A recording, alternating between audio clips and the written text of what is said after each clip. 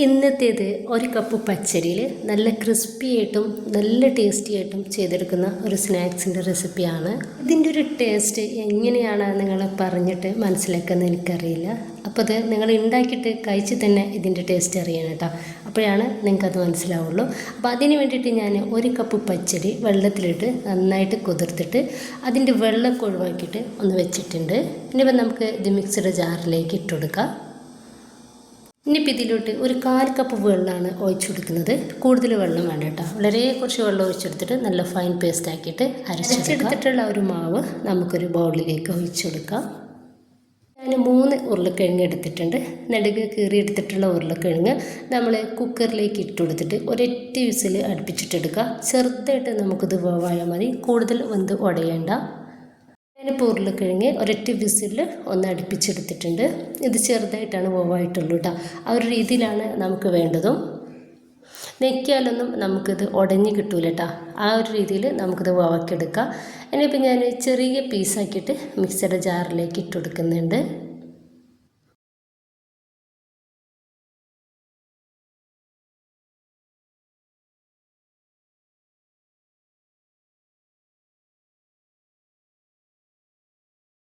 ഇപ്പം ഇതിലോട്ട് ഒരു 1/4 കപ്പ് വെള്ളം ഇതിലേക്ക് ഒഴിച്ചു കൊടുക്കുന്നുണ്ട്. എന്നിട്ട് നല്ല ഫൈൻ പേസ്റ്റ് ആക്കിയിട്ട് അരച്ചെടുക്കുക. ചെയ്യാതെ വരികയാണെങ്കിൽ കുറച്ചുകൂടി ഒഴിച്ചു കൊടുക്കുക കേട്ടോ. പക്ഷെ പറ്റ് ലൂസായിട്ട് ഒരിക്കലും എടുക്കരുത്. ഇപ്പോൾ ഞാൻ നന്നായിട്ട് അരച്ചെടുത്തിട്ടുണ്ട്. നല്ല തിക്കായിട്ടാണ് ഇരിക്കുന്നത്. നമ്മുടെ ഈ അരിമാവിലേക്ക് ഇതങ്ങ് ഒഴിച്ചു കൊടുക്കുക. ശേഷം നമുക്കിത് രണ്ടും കൂടെ കൈ വെച്ചിട്ട് നന്നായിട്ട് ഒന്ന് മിക്സ് ആക്കി എടുക്കുക. 2-3 മിനിറ്റ് നമുക്കിതുപോലെ ഒന്ന് അടിച്ചെടുക്കണം.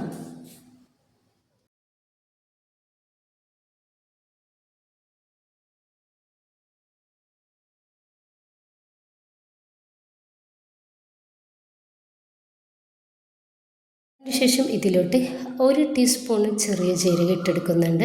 ഇനിയിപ്പോൾ ഇതിലോട്ട് ആവശ്യത്തിനുള്ള ഉപ്പും അതുപോലെ തന്നെ 1 ടീസ്പൂണ് കുരുമുളക് പൊടിയും കുറച്ച് മല്ലിയുടെ ഇല കൂടി ഞാനിതിലേക്ക് ചേർക്കുകയാണ്. ഈ ഒരു സമയത്ത് നിങ്ങൾക്ക് പച്ചമുളക് ചെറുതാക്കിയിട്ട് കട്ടാക്കിയത് ഇട്ട് കൊടുക്കാം കേട്ടോ.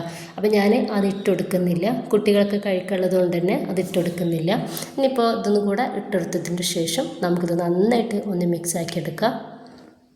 സമയത്ത് നമ്മൾ ഉപ്പൊക്കെ ഒന്ന് ചെക്ക് ചെയ്ത് നോക്കുക, അല്ലെങ്കിൽ ഇട്ടുകൊടുക്കുക.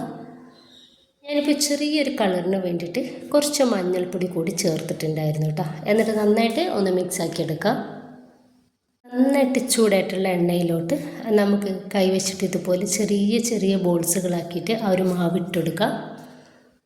നമുക്ക് ഇതുപോലെ ഒന്ന് മിക്സ് ആക്കി കൊടുക്കട്ടോ. അടിഭാഗം ഒന്ന് നമുക്കൊന്ന് റെഡിയായിട്ട് കിട്ടും. വേഗത്തിൽ നമുക്കിതൊന്ന് റെഡിയായിട്ട് കിട്ടും. നമ്മൾ മീഡിയം ഫ്ലെയിമിലിട്ടിട്ട് തന്നെ റെഡിയാക്കി എടുക്കാം. ഇഷ്ടമുള്ള രീതിയിൽ നമുക്ക് ഇതൊന്ന് എണ്ണയിലേക്ക് ഇട്ടിട്ട് റെഡിയാക്കി എടുക്കാവുന്നതാണ്. ഇതൊന്ന് റെഡി ആയിട്ടുണ്ട്. അപ്പോൾ നമുക്ക് എണ്ണയിൽ നിന്ന് കോരി മാറ്റാം. ഇതുപോലെ തന്നെ ബാക്കി കൂടി നമുക്ക് ചെയ്തെടുക്കാവുന്നതാണ്.